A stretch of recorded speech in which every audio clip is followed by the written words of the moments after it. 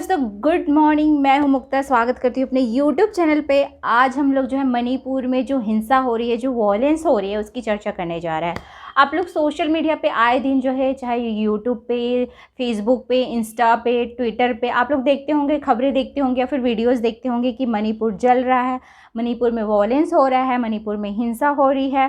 साथ ही साथ कुकी और मैतेई समुदाय के बीच हिंसा हो रही है। ये क्यों हो रहा है, क्या मुद्दा है, क्या कारण है, जानेंगे हम लोग। सबसे पहले हम लोग देखते हैं मणिपुर के ऐतिहासिक पृष्ठभूमि के बारे में।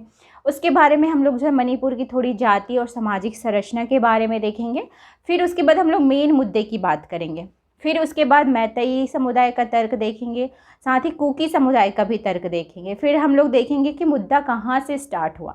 ठीक है, तो चलिए चलते हैं। सबसे पहले हम लोग देखते हैं मणिपुर के ऐतिहासिक पृष्ठभूमि के बारे में। मणिपुर का मतलब होता है आभूषणों की भूमि।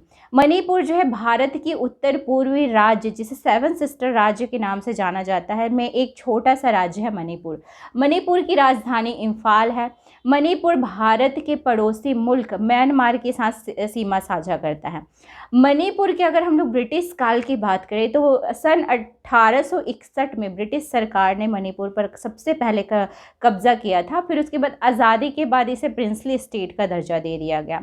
फिर 1949 में ये भारत संघ में विलय हुआ, मतलब कि वहाँ के महाराजा ने विलय पत्र पर हस्ताक्षर कर इसे भारत संघ में शामिल कर लिया।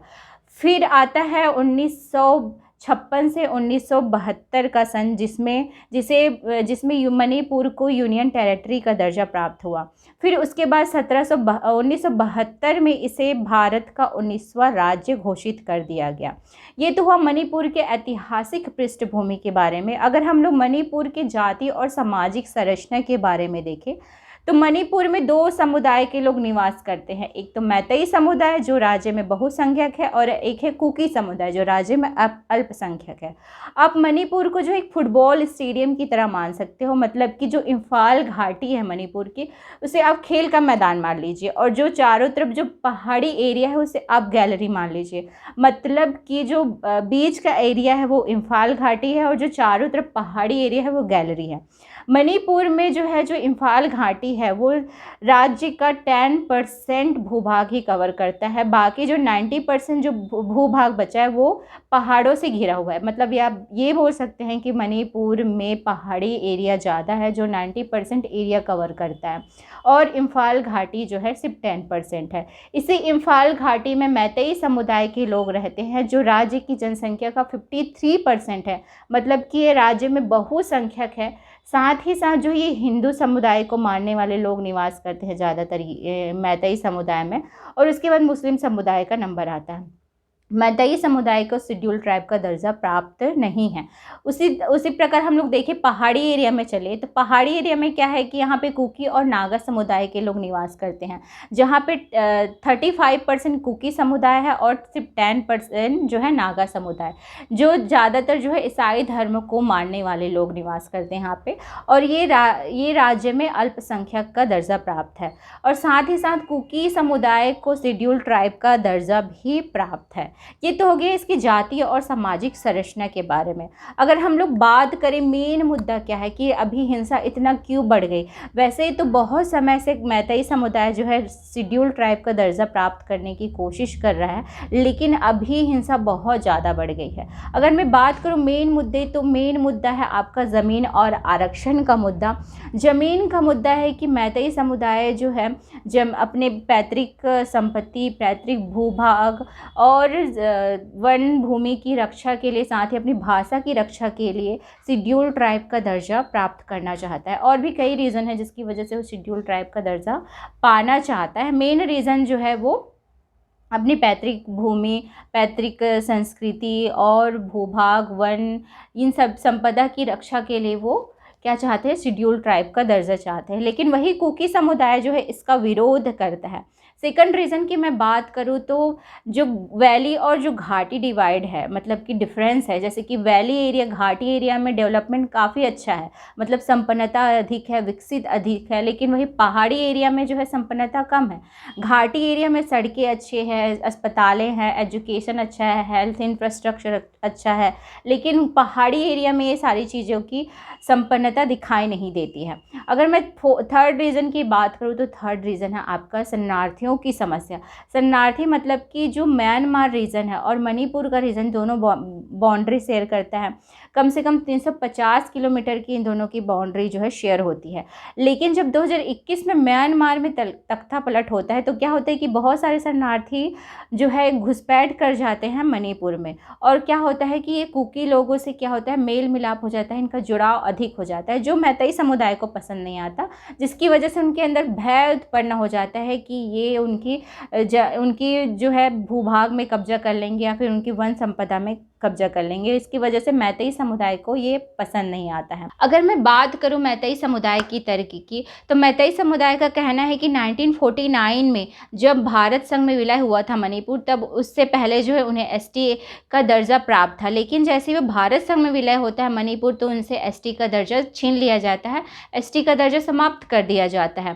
साथ ही साथ जो है वो अपनी पैतृक भूमि, वन संपदा, जमीन और भाषा की रक्षा के लिए भी एसटी का दर्जे की मांग कर रहे हैं।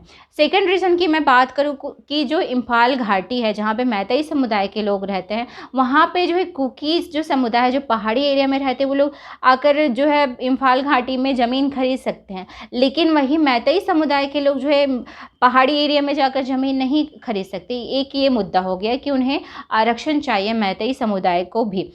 थर्ड रीज़न की बात करूं कि 2006 से 2012 तक जो है मणिपुर में ये मांग उठी कि उन्हें इनर परमिट लाइन की मांग उठ रही थी। इनर परमिट लाइन क्या होता है कि जो घुसपैठिया होता है उनसे रोकने के लिए एक परमिट लाइन होता है, उन्हें एक परमिट दिखाना पड़ता है, तभी वो उस एरिया में यानी फिर मणिपुर रीजन में वो लोग एंटर कर सकते हैं।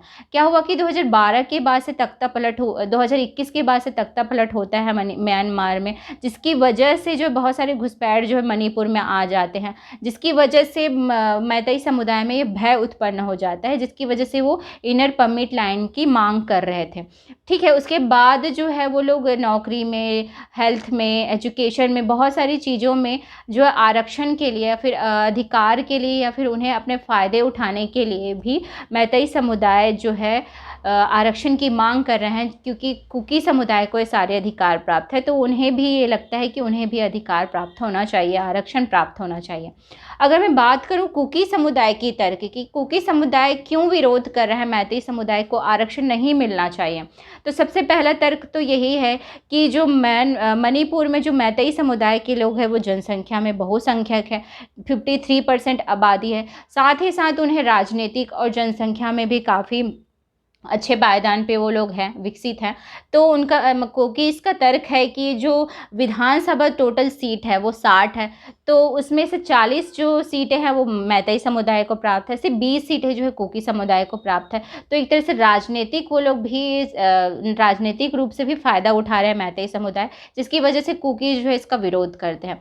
सेकंड रीज़न ये है कि उन्हें नौकरियों में आरक्षण मिला है, उन्हें एजुकेशन में आरक्षण मिला है, लेकिन मैतेई समुदाय के लोग को वो नहीं चाहते कि उन्हें भी आरक्षण मिले, क्योंकि इससे क्या होगा, उनकी नौकरियों में मैतेई समुदाय का हक हो जाएगा, एजुकेशन में मैतेई समुदाय का हक हो जाएगा।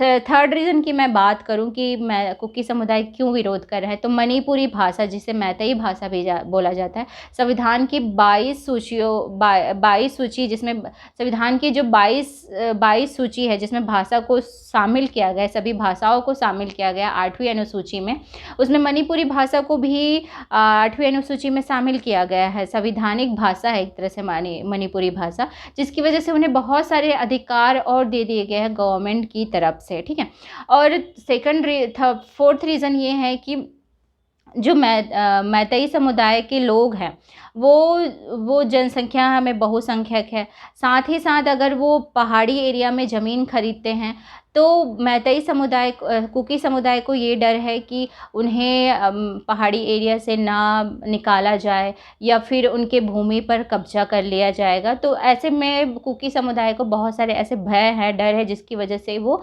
मैतेई समुदाय को एसटी में आरक्षण नहीं दिया जाना चाहिए, इसका विरोध कर रहे हैं, जिसकी वजह से उन दोनों में काफ़ी हिंसा हो गई, कुकी और मैतेई समुदाय में, और बढ़कर वो काफ़ी हिंसात्मक रूप भी ले ली है।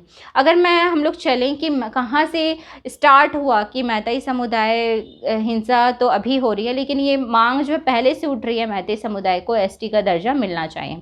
बात है 2012 की, जब मैतेई समुदाय ने अनुसूचित जनजाति मांग समिति के थ्रू ये मांग की कि उन्हें भी शेड्यूल ट्राइब का दर्जा दिया जाना चाहिए। फिर 2013 में केंद्र सरकार ने जो है, केंद्र सरकार की जो ट्राइबल मिनिस्ट्री अफेयर्स होता है, उन्होंने जो राज्य सरकार से ये पूछा कि क्या मैतेई समुदाय को कि एसटी का दर्जा दे दिया जाना चाहिए। तो कुकी समुदाय ने इसका काफ़ी विरोध किया। फिर मामला हाई कोर्ट में चला गया, मणिपुर हाई कोर्ट में। तो मणिपुर हाई कोर्ट ने 2023 में अप्रैल महीने में ये जजमेंट सुनाया है कि मैतेई समुदाय को एसटी का दर्जा दिया जाना चाहिए।